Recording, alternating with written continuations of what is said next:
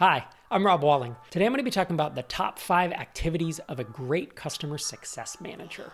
So I want to talk a little bit about customer success and why it is so important to a SaaS company. And the reason is retention, because the death of SaaS is churn. SaaS has this golden ticket, this cheat code of recurring revenue. But its Achilles heel, or its kryptonite, I'm getting into a whole bunch of metaphors here. Its Achilles heel or kryptonite is churn. And if you can't keep customers paying you month after month, year after year, your SaaS company will not grow, and more likely it will fail. And so retention is super, super important in SaaS companies. And that's what customer success focuses on. Realize customer success is not customer service. Customer service or customer support is reactive. You get an email, you get an incoming phone call, you get a live chat, and customer support / service reacts to that and helps the customer. Customer success in general is proactive. They are reaching out to customers. They are monitoring in-app behavior and looking at where people are getting hung up. They're helping with onboarding. It's a much more proactive role. And it's a role that really wasn't even a thing 10 years ago, because SaaS, it still is relatively new. Obviously, there were SaaS companies back then, but this evolved out of kind of this need for customers to have more help with concierge onboarding and for customers to start getting value from your product, but then also have, receive that value over time as well so they don't churn. So let's dive in. Let's dive into these top 5. The first 3 are customer facing, and the last 2 are more on the technical side, I call it. It's things that the customers may not see upfront. And then I actually have a bonus 6th item that great customer success managers focus on. So the first is one-on-one onboarding. And whether that customer success manager is doing it themselves in the early days, or if they're now training and managing a team to do this one-on-one onboarding, assuming that the manager is managing people, that's something here too to say, right? Is you can have a customer success manager who is managing customer success itself and is doing direct, customer interactions, not managing people. Or you can have someone who is running a team. And so with this first one-on-one onboarding, including concierge migration services, where you're going to go into the customer's prior app and you're going to import their subscribers, import their contacts, you're going to move over their workflows, whatever it is that they have in that prior app. This is super important because if customers don't get onboarded, then they don't stick around and you have churn, you don't have retention, right? And that will kill SaaS companies. So onboarding is perhaps one of the most important items that customer success focuses on. Point number 2 is assisting your most important customers with technical issues.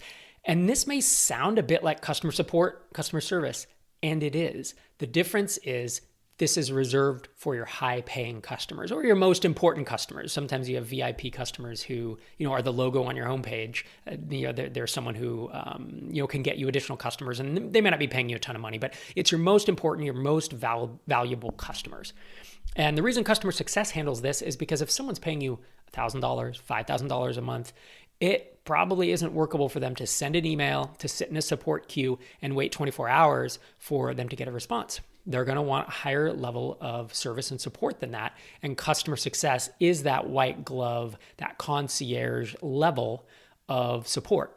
Now, realistically, this should not be the focus of customer success, but it is just one of many responsibilities. And hopefully it's not something that's taking up a ton of your customer success team's time, because this actually makes them very reactive instead of proactive. And as we've already talked about, success should be more proactive than not. The third activity of great customer success managers is regular outreach to your most important customers.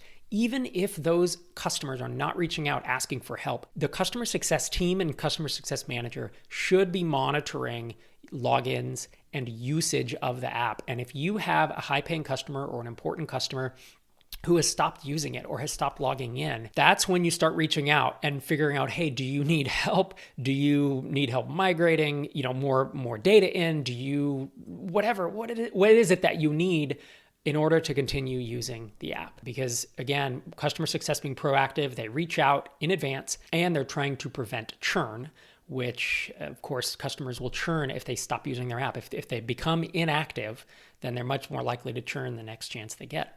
So those are the 3 customer-facing customer success activities.